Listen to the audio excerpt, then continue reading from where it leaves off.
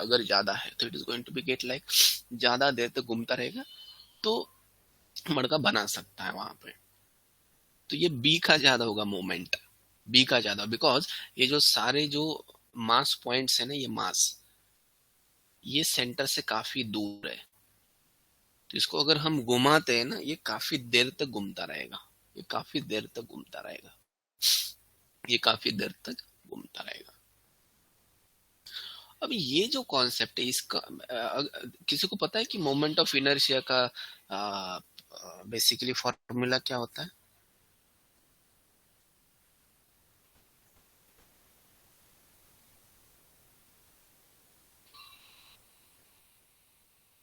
Momentum upon velocity.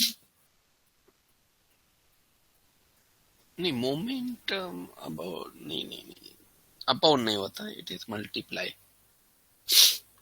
Basically होता कैसा है कि ये जो मोमेंट होता है ना, moment sir it I is is equal to direct, mr square।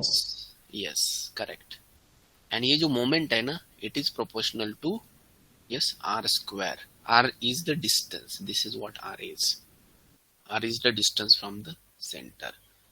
तो अगर ये मास ज्यादा है तभी भी ज्यादा घूमेगा, या तो अगर ये रेडियस ज्यादा है तो भी यह ज्यादा घूमेगा। ठीक है, अगर हम रिंग का बोले, रिंग रिंग का मोमेंट ऑफ इनर्शिया, तो it is equal to M R square. I think divide by 2 है क्या, ऐसा कुछ तो टर्म है डिवाइड में, कांस्टेंट टर्म, या तो directly proportional to M R square ऐसा हम बोल सकते हैं। अगर कांस्टेंट टर्म है इसका मतलब directly proportional to M R square हम बोल सकते हैं। तो ये मास तो ठीक है, like let's consider mass is unit, mass is unit, तो इसका मतलब can I say that moment is directly proportional to R square.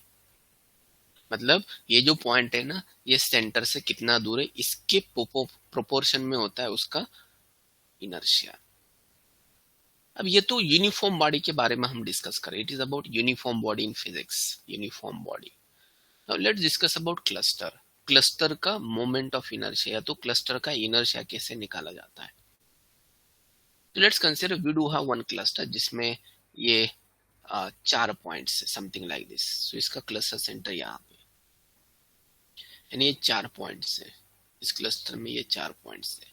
तो इस क्लस्टर का हमें इनर्शिया निकालना है, inertia निकालना है। तो what I'm going to do, I'm going to consider this distance as d1, this as d2, this as d3 and this as d4।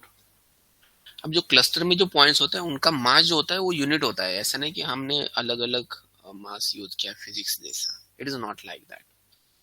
तो बेसिकली ये जो इसका इनर्शिया है ना, इसका inertia which is equal to या समेशन ऑफ ऑल डिस्टेंस का squares, मतलब इट इज इक्वल टू 1 का स्क्वायर प्लस d2 का स्क्वायर प्लस d3 का स्क्वायर प्लस d4 का स्क्वायर। तो यहाँ पे समेशन हमने यूज किया, जो रेगुलर बॉडीज होते हैं या तो इनफाइनाइट पॉइंट्स होते हैं तो वहां पे हम इंटीग्रेशन यूज करते हैं। In physics we do use integration, यहाँ पे हम समेशन यूज करें because we do have discrete points. तो ये ऐसे कैलकुलेट किया जाता है inertia. This is how do we calculate inertia.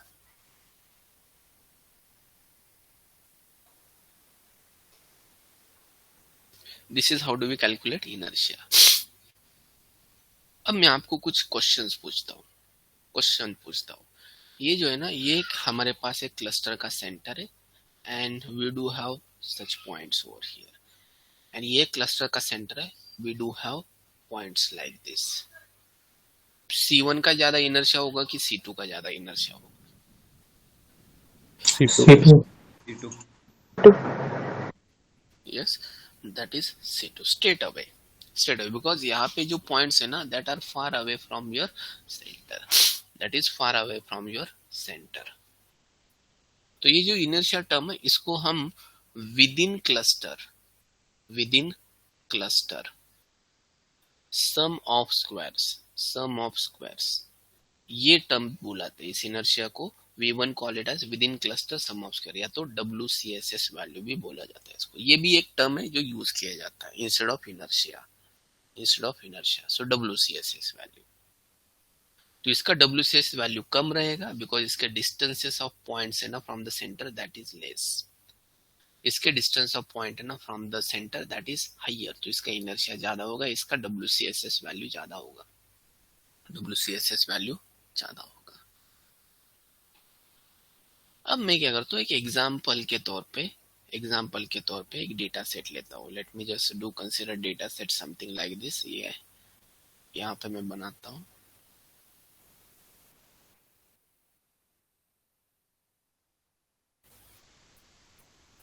some data points we do have।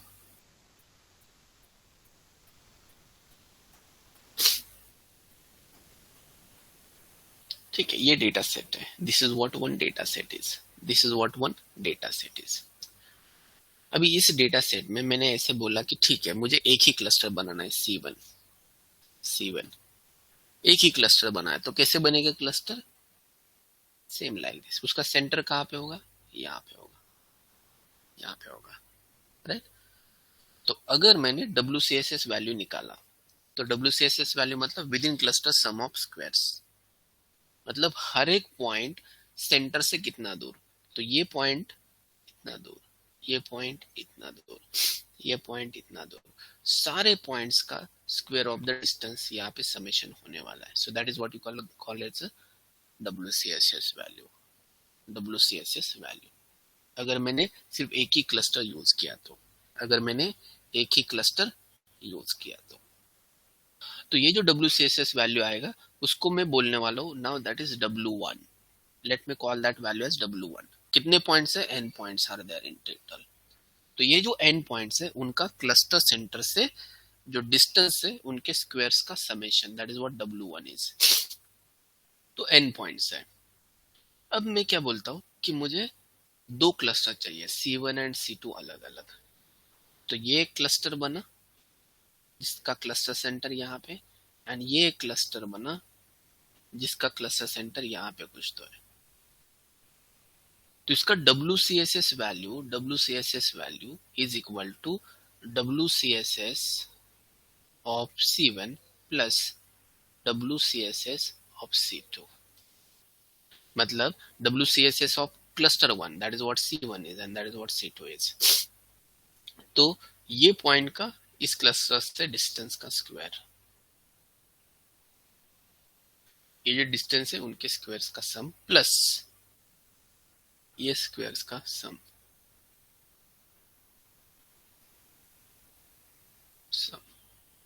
तो इसको मैं बोलता हूँ दैट इज W2, इसको मैं बोलता हूँ W2, इसको मैं बोलता हूँ W2।